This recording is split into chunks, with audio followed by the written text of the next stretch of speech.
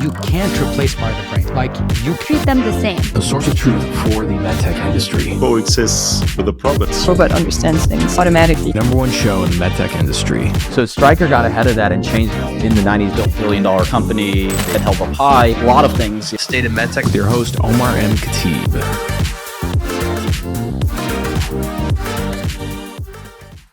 Welcome back to the show, everybody, and I am freshly back from the greatest week in MedTech, which is the LSI event down in Dana Point. It's one of my favorite events, the best event in the industry, in my opinion, mainly because it's just such a great culmination of strategics, investors, family offices, private investors, and of course, innovators. An amazing week. If you missed it, don't worry. If you're a founder, you have to attend this event, whether it's the USA or European event. The Europe event happens every fall, and this year it's happening in beautiful Portugal. If you want to learn more, and of course, get a presenting slot. With that presenting slot, they make this beautiful video. I always recommend it to clients that I work with just because it's a great video that you can use for marketing purposes. But of course, you get to be up on stage. And even if you can't get a slot to present, be sure to attend in person. Just go to lifesciencemarketresearch.com. Click the events tab and then look at LSI Europe, which is going to be happening in Portugal. Now, who is our guest today? So our guest today is the co-founder and CEO of IntelVasc, and that is Andrew Ortega-Verdaguer. We met at LSI's event, actually at JP Morgan, and I really love their technology. It's very interesting. Stenosis are essentially the narrowing of vessels. It's something that affects millions of people, and a lot of people die as a result of it. Usually have plaque buildup or something happens to the vessel walls. It narrows, and then you end up with a cardiovascular event. The problem with this is that unlike a lot of other pathologies, when you have a narrowing of a vessel, you don't really feel it, right? So if you have a family history of it, or maybe you get it, you go get it checked, they maybe prescribe some medications and everything, but then you really don't know when it's getting worse until you have an event and you end up in the hospital. IntelVasc's whole mission is monitoring vascular stenosis anytime, anywhere. They have this very interesting subcutaneous implant along with a monitoring device. And so they are able to monitor this at home. Me personally, I'm a big fan of this kind of segment because after COVID, everything is moving to, essentially trying to do things in smaller settings. Nobody wants to go to a big hospital. And if not a regional ASC, people want to just have their healthcare done at home. And so I think this is an amazing approach. And more importantly, it's something that's deeply needed because so many people, again, as I mentioned, if you have narrowing of a vessel, you don't feel anything and you're like, okay, I'll just monitor it. But a lot of patients don't do follow-up. They don't have good adherence to their medication regimen. And as a result, they end up with a cardiovascular event and they end up in the hospital. So I think it's a very interesting technology. And more importantly, for me at least, I love getting these companies at an early stage. So if you're an investor, definitely reach out to them right after you hear this episode. Now, finally, just a couple of quick shout outs. If you're a founder, Andrew is a great example. His company, I believe, is just barely raised a seed or pre-seed. So they're very early on. And when I met him, he told me, he said, hey, I would love to be on your show, but we're still very early on. And I told him, hey, the purpose of my show is to help founders like you at the earliest stage get that PR and marketing and attract some investors, attract some partners. Okay. And of course, this is not a pay to play thing. The way that I give back to the ecosystem is that I have a business that bankrolls this show and gets these founders on, and we produce great clips, as you all know. So if you're a founder and you're interested to be on the show, maybe you're an exec or an innovator, whatever it might be, even investors, check the show notes below. There's a link you click to submit your form. Go ahead and submit it. My team will reach out and we'll get you scheduled. And finally, as we know, finding early adopters is really difficult in this industry. You have to look at procedure volume, publications, and many other things, because then you can find the best adopters who are not so obvious. The problem is most databases out there, they're, if not clunky and difficult to use, they're extremely expensive. This is why I've partnered up with Alpha Sophia. Alpha Sophia has an amazing database that I personally use with all my clients, including this show, to figure out which physicians have certain procedure volume. What do they have in terms of relationships with the industry? What are their social media handles and more? And then we're able to pick the right early adopters. And the best part about it is it's affordable. It starts out at $300 a month, which is something that anybody can afford. And most exciting is that just recently, Paul Lucas Hoffman, who's the co-founder of Alpha Sophia, just announced they just added a whole lot of new commercial data. So before a year ago, it was mainly CMS data, Medicare, Medicaid. Now they added commercial data. So their platform is even better. I played around with it this morning. It's fantastic. So to learn more about it and actually to get 3 free reports, that's 3, 1, 2, 3, go to alphasophia.com/Omar. That's alphasophia.com/Omar. Get your free report. And now let's get on our episode with Andrew of IntelVasc. Enjoy. Hey, everybody. Welcome back to the show. Another great and exciting startup. You know, the world of cardiovascular diseases saw a significant amount of investment last year. I believe after orthopedic and imaging, they had the third most amount of funding last year in med devices. As we all know, 2023 was a tough year for funding to begin with. This year, things are definitely looking a lot better. And so today I'm joined by Andrew Ortega-Verdaguer, who is the CEO and co-founder of a really cool company called IntelVasc. Andrew, thank you so much for joining us. How are you? Thank you for having me, Omar. I'm very well. Absolutely. And you know, I'm glad you and I ran into each other at LSI's event at JP Morgan. And I remember what you told me. You said, "Oh, you know, we'd love to, you know, come on your show, but we're still like very early stage." And I told you, I was like, no, this is the best time to come on the show. One of the reasons why we have this show is to highlight early stage companies just like yours, because, you know, marketing and PR is kind of expensive, and that's something you should worry about later. Now, you know, we love highlighting early stage companies. So before we get into the company, really cool looking device, by the way, and I love your guys' website. Does a good job of positioning the problem well. Give us a little background on you. Yes, thank you, Omar. Well, I started in the medical industry 15 years ago. I spent the last decade working in cardiovascular surgery, vascular surgery, in different companies like Terumo and Penumbra, in different executive positions. Last position I held, it was leading the vascular division at Penumbra, and the EMEA region. And I've seen over 200 cases in the OR, and I supported them with the surgeons. And I realized that many cases came from the emergency unit instead of the scheduled surgery. So that dramatically impacted the clinical outcomes. And at some point, also I had a traumatic personal experience. My best friend passed with the age of 37, the age I have now. 3 kids behind. It was quite big for us and the family. It was in 2020. And then in 2021, my dad was diagnosed of the occlusion and the common carotid, a vessel that is the brain's feeder, and the cause of 25% of these strokes. So with all this combined, I thought that I have to do something. I always had a quite innovative mindset. I like to set up companies and do different things, but I've never tried that. So I was terrified because, you know, I've been 15 years in corporate. You know what you are doing, you know your environment, and entrepreneurship is a completely different animal. But I thought that for the sake of the social impact that this company would have, I believe that it would be worth giving it a try, and here we are.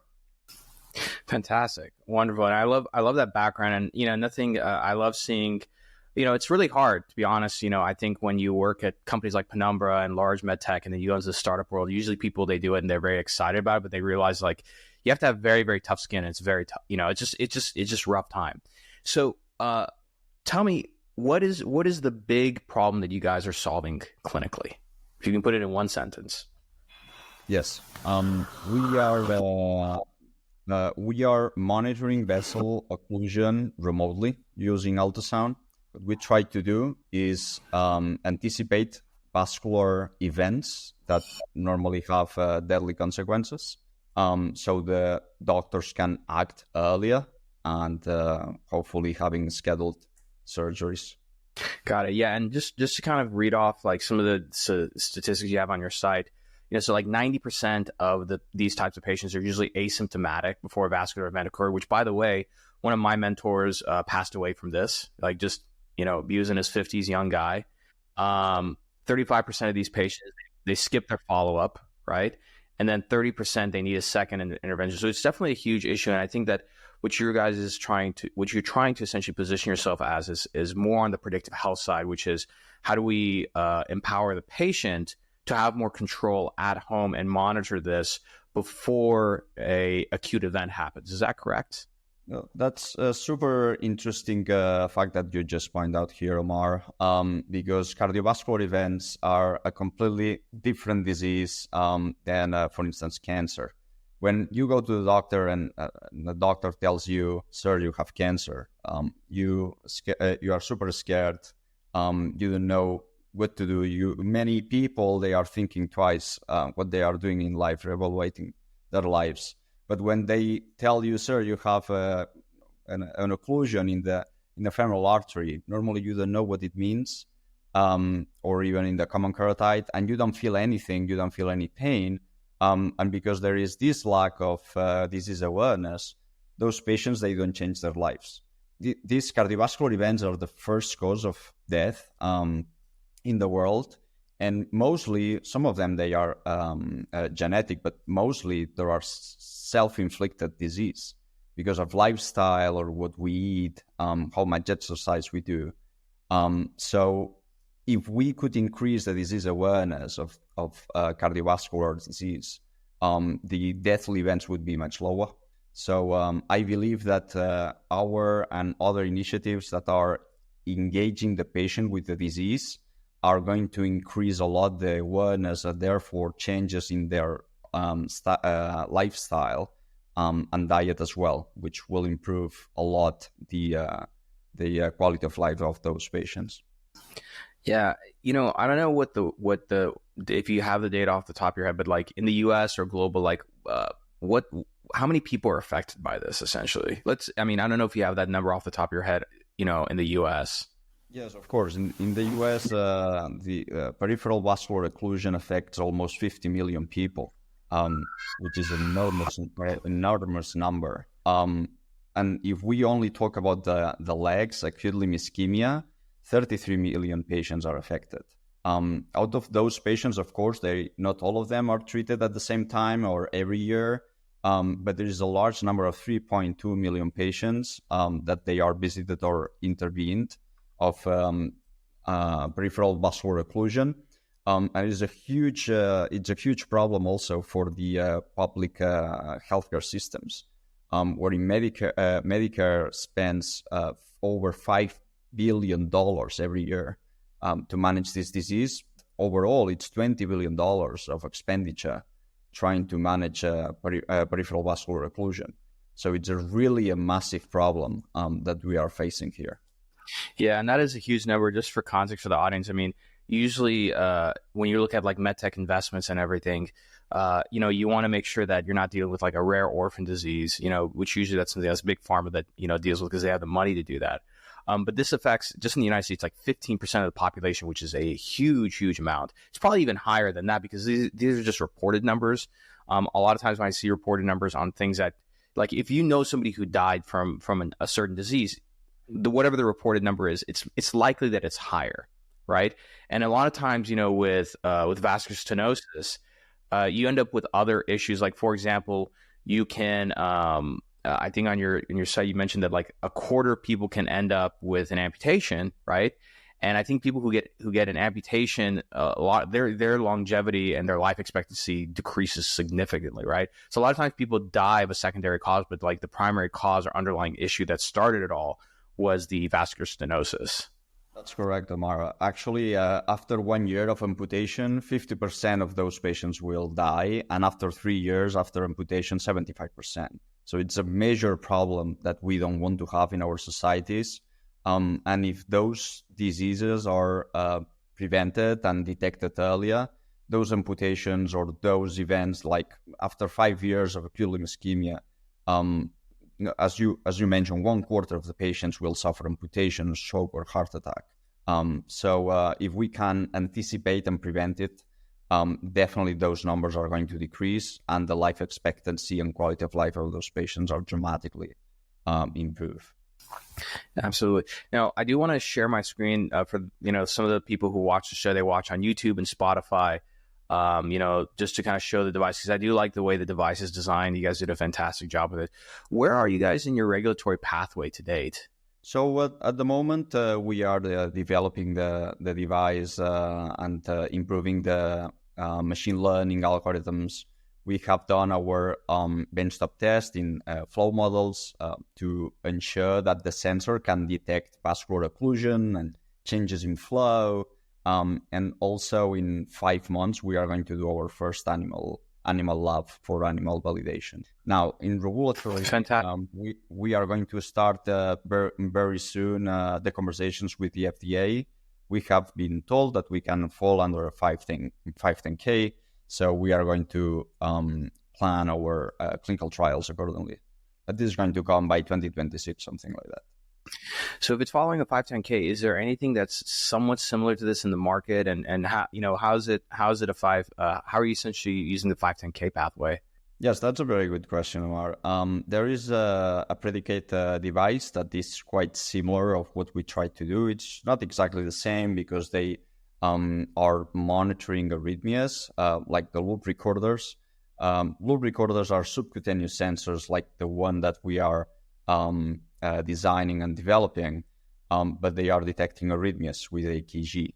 What we are trying to do with ultrasound is detect vessel occlusion, which is actually what kills patients, but we believe that we can go down that route. Interesting.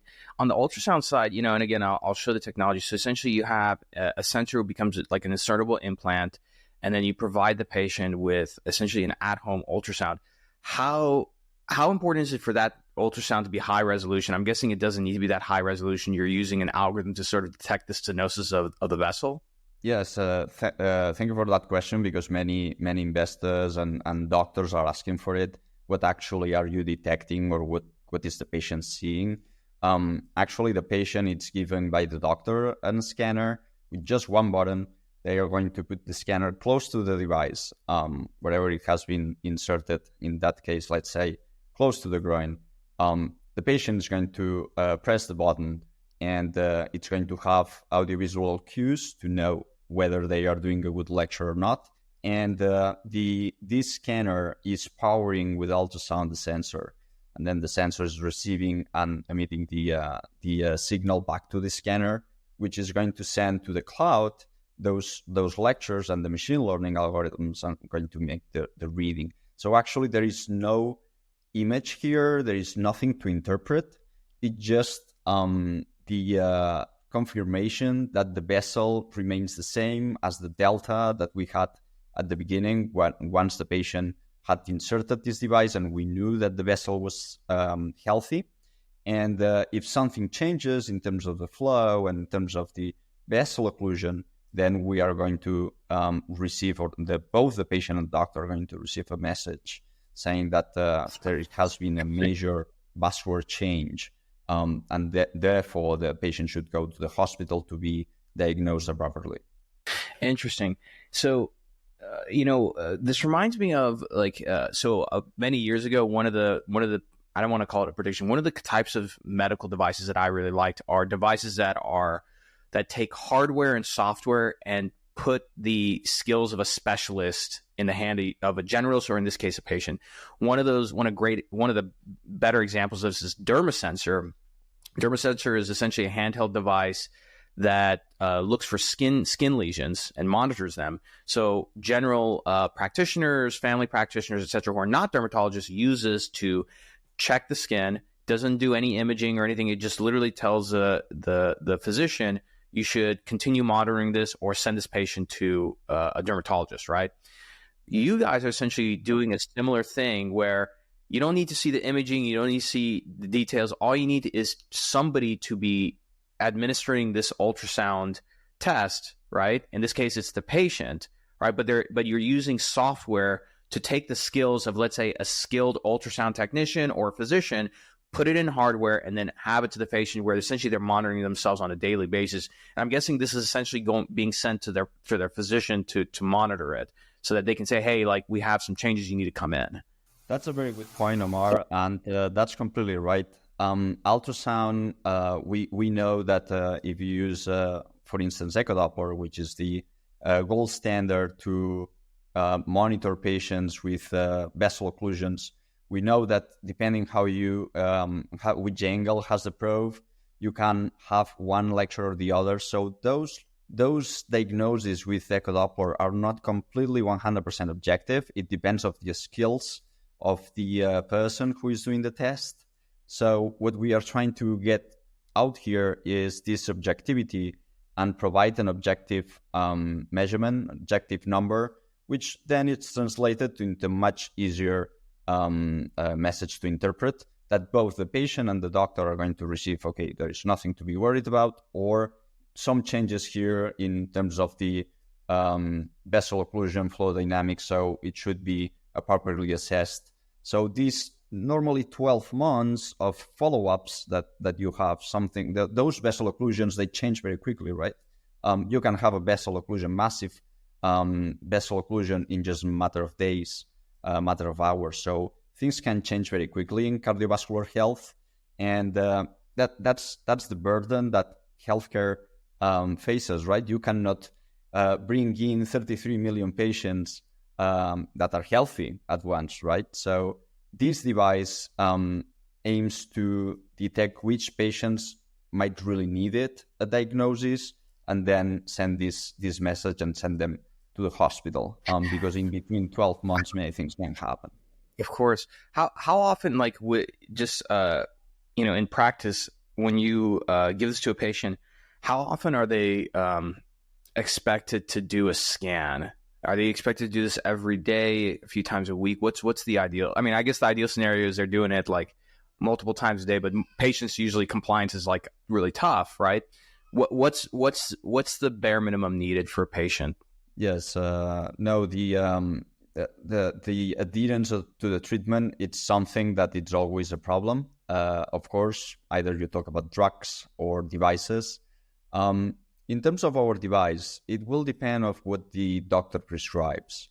And vascular occlusion, normally, again, something can change very quickly, but it's not like a vessel is occluded from one day to another, right? So there are cues before that can tell you that something is going on. So the normal vessel occlusion in acute limb ischemia, a reading per week would give you more than enough of insights.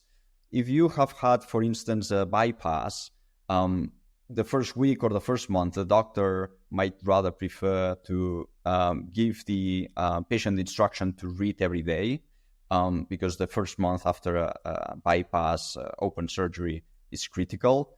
But normally after that, after every 3-4 days, up to 7 days would be enough. I like what you just said right now, because you just kind of increased your TAM right there, because, for me, when I'm looking at this, I'm thinking if somebody goes and gets like a metabolic panel or something and they have markers that say, hey, like, you might have some stenosis going on, they go get it checked, and it's like, yeah, we need to monitor this. But then for the number of people who have stents and, let's say bypass procedures done and everything, that's another added thing where, patients can be monitored for this. Is that correct? 100%. Actually, our device, the main patient would be a patient that we know that has a vascular occlusion, let's say in the legs, and they had either a bypass or a stent or simply an angioplasty, mechanical thrombectomy, something to fix the occlusion on the patient's leg.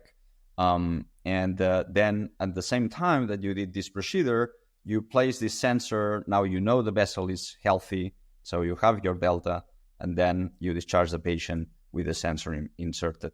Of course, you could catch, like my dad, right? My dad has an occlusion here. They caught it early. My dad didn't have any procedure performed, but you could perfectly place it in the shoulder, so it keeps monitoring the flow dynamics that happen in the common carotid, and also that would be of good use. But the main patients would be those, right, that they have been conducted a vascular procedure, and at the same time you place the sensor to ensure that the procedure was successful and not reoccluding, which doesn't happen. It doesn't happen in a few number of times. It's quite frequent, actually. Got it. That makes sense. What other procedures aside from like bypass and placing a stent can this be used in terms of like post-operative follow-up with patients? Yes, you can have either an angioplasty with forward T balloon, which is simply a catheter with a balloon on the tip that you inflate once you are in the occlusion, and then the doctors remove the blood clot that is in that section of the vessel. You can do it with mechanical thrombectomy, like devices like lining, sold by Penumbra, or Rotarex if you want to do a atherectomy if the vessel has a much chronic occlusion, or simply you want to place in a stent because it has been any other vascular problem, or a bypass simply because you couldn't fix it and you had to do a bypass with an open graft. So all these vascular procedures would be elected to have remote monitoring, because the first month you will have to go back to the hospital. During the first year, you should go 3-4 times for a medical checkup. And then after the first year, it's once a year. So during the first year, it's more critical. Therefore, the checkups are more frequent. Yeah, and you said something very important here, which is remote monitoring. Remote monitoring, not just for hospitals, but, private practice is big because of the fact that you're able to bill for it.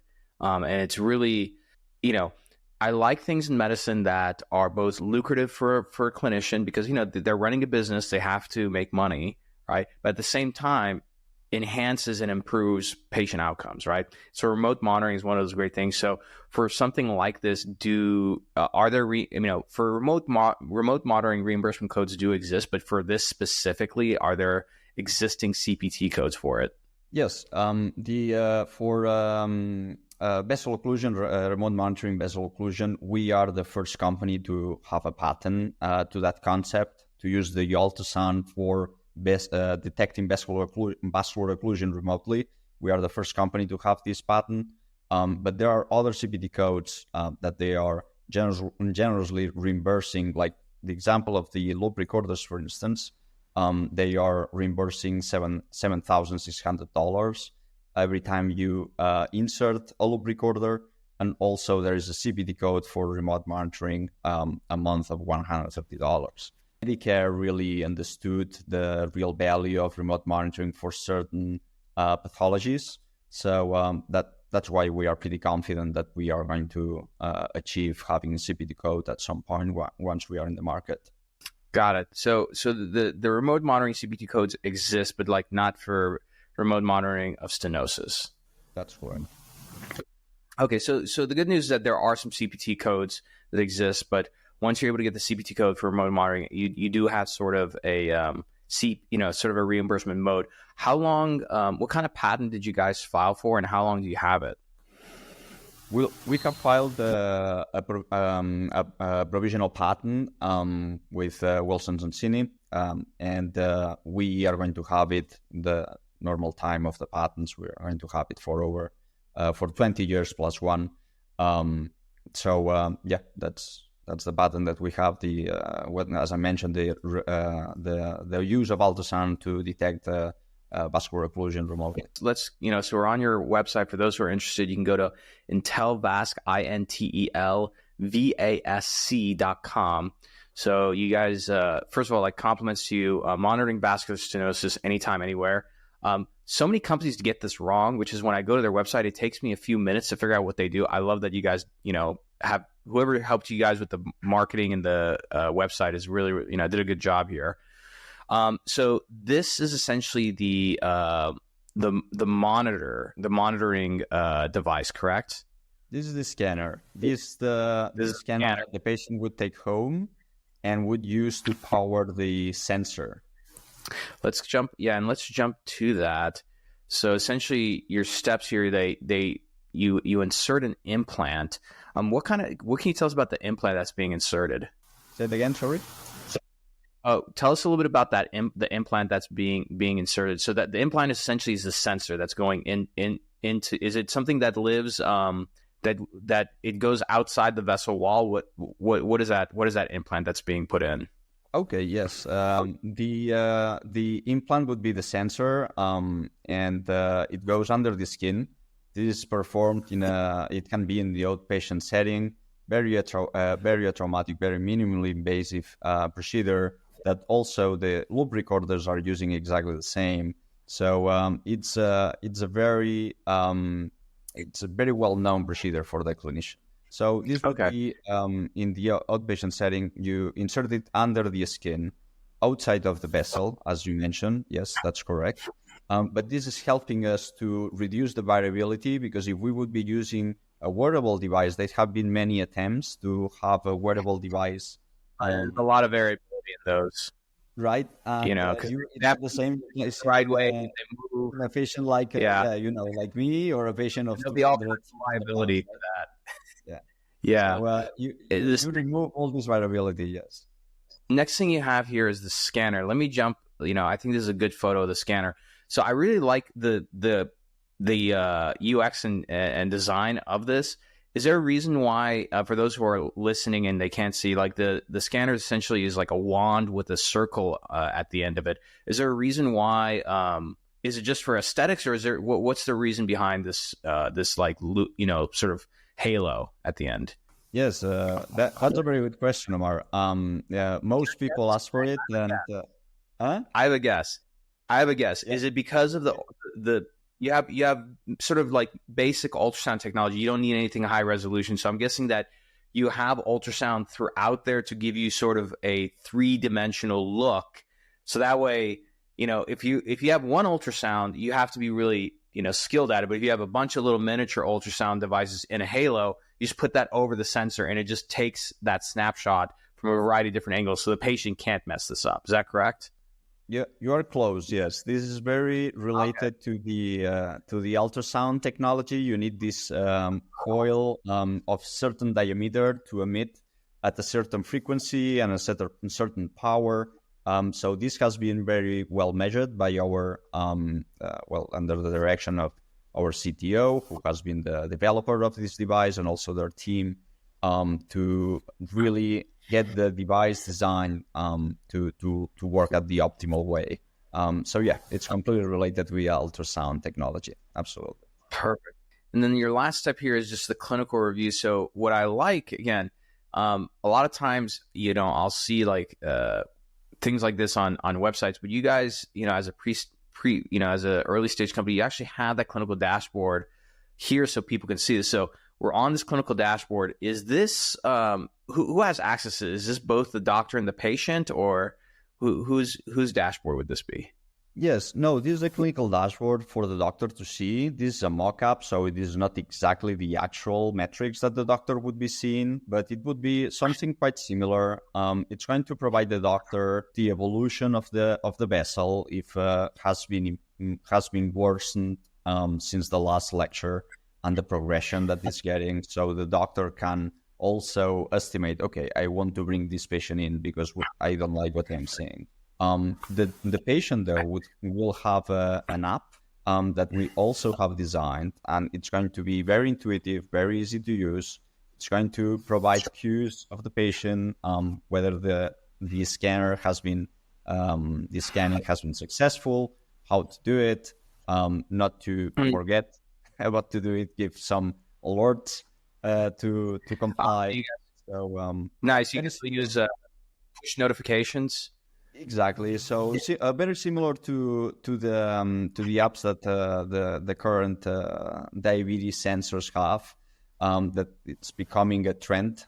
Many people like those glucose sensors patches, and they use the app as well. So it's going to be quite user friendly and similar to those to this technology that use the patch glucose monitor. I think what's exciting about this is that, I think since something happened, I think maybe it was already in motion. Wearables kind of came out in the, like 2012, 2013, somewhere in that timeline. But something around COVID happened where more people got interested in their health. So for me, like I wear a Whoop device. I'm not diabetic, but I actually just bought NutriSense, which is an app for continuous glucose monitoring. So I want to be monitoring myself. And so I think more people, like the average person, is getting used to these remote monitoring devices and using them to sort of be more in charge of their health. And I think that what's exciting about this is that if someone is consciously having to scan themselves, and this will be a really fascinating study to see for you guys, is the improvement on patient health and outcome when using this device. Because I think once you're aware of something through monitoring, your behavior ends up changing, right? Like that's the whole point of Whoop is you start getting data and you say, oh man, like I shouldn't drink alcohol because it kills my heart rate variability when I sleep. So like, so I went from having a couple of beers every weekend to like, I don't drink ever these days, So I don't know if you guys have thought about that like long term for those kind of studies or how to do that study, but that would be fascinating to see. That's correct, Omar. One of the main goals that we have here, beyond preventing, of course, deathly vascular events, is to improve the cardiovascular awareness or disease awareness of those patients, and to actively have to do something to control their disease.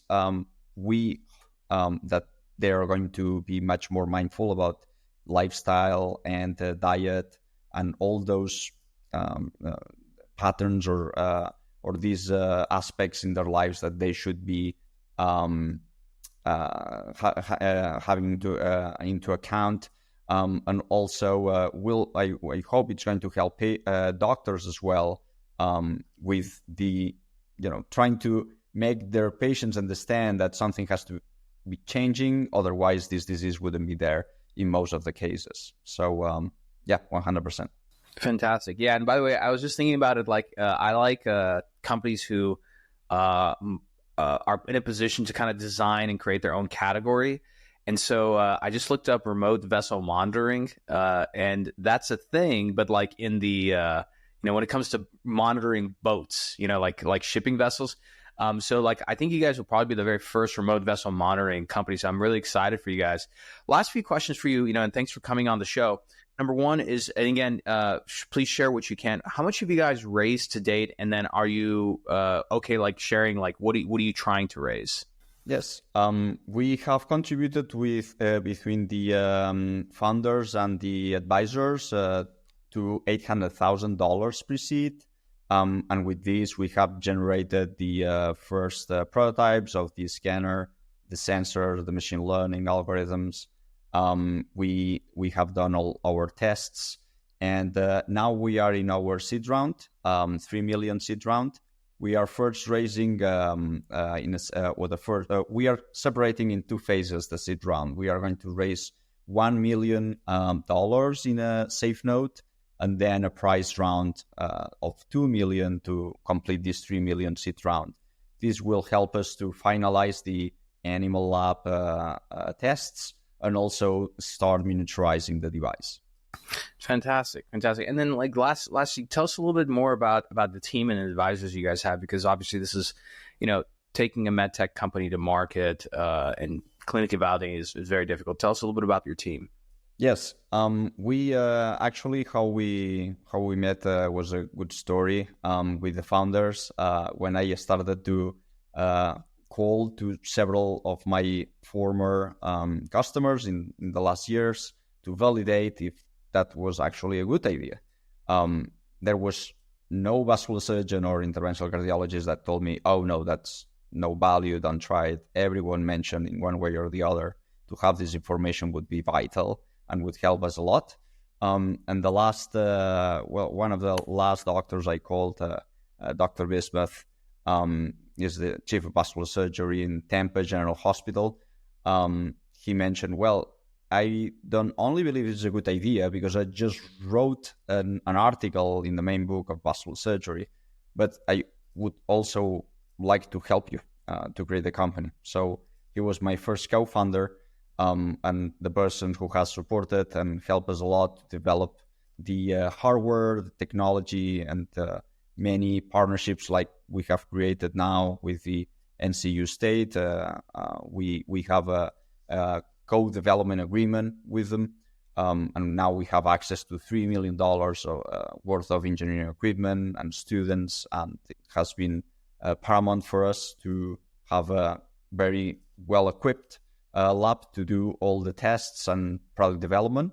So it has been critical. And then the part of the technical part, I met Kyle because he was the engineering director at Flowsonics. Flowsonics is a very successful company who is already selling products in the market. They created the first wearable sensor in the ultrasonic sensor for remote monitoring as well, the common kertite. And I said, well, you have created this amazing device. Would you like to create the next generation of it? And he likely accepted. And we created as three IntelVasc. And also we have Professor Marie Muller, which is a professor in physics in the Department of Engineering in the NCU State. And she owns all this knowledge about the physics of the use of ultrasound to detect to detect and monitor different aspects in different organs. So she owns the core technology and the core know-how of the technology, helping Kyle and Kyle's team. And we have Nick and we have Alec, many people in the technical and engineering department helping to develop this amazing technology. So all this falls under your question about the funding team. It was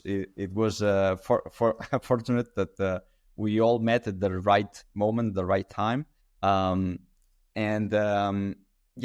the advisors, they have been also critical, right? I've been supported by the former president of Penumbra since the inception of the idea.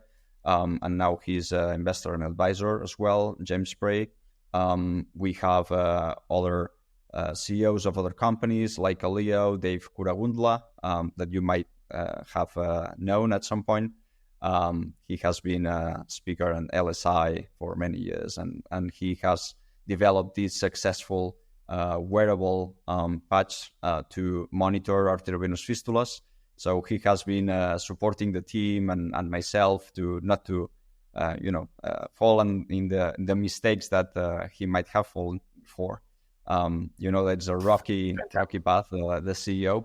So it's good to have as advisors other fellow CEOs that can help to run the company smoothly, and many others that I'm missing. We have 4 or 5 doctors supporting the company at the moment, and helping with the device and the design and many other clinical aspects. So we have been very, very lucky to have a very knowledgeable advisors and super committed team. Our vision is to reduce or relegate this cardiovascular mortality to not the first, to the second or third place. And we all are very committed to reach that goal. Fantastic. Well, Andrew, look, I appreciate you coming on the show. I'm looking forward to following you guys. You're going to be at both LSI USA and Europe, so investors can look you up there, correct? That's correct. So we are going all to meet at the LSI, yes. Fantastic. Yeah, it's a great show. It's one of my favorites. Well, Andrew, thanks so much for joining us. For those who are listening, if you're interested to learn more about Andrew and his company, go to IntelVasc. That's IntelVasc.com. I'm your host, Omar Khateeb. If you're a startup founder, you're interested to learn more and possibly come on the show, go and hit me up on LinkedIn. You know where to find me. We'll see you all next time. Thank you for enjoying another epic episode of the State of MedTech. If you're feeling inspired and love this episode, do us a favor, hit that subscribe button and turn notifications on so you never miss an episode. And be sure to give us 5 stars and write a short review, because that helps more people discover this amazing community of ours. If you're a company who has a executive that you'd like to be on the show, or perhaps you want to sponsor one of the episodes, shoot us an email at hello@khateebandco.com. Take care, and we'll see you next time.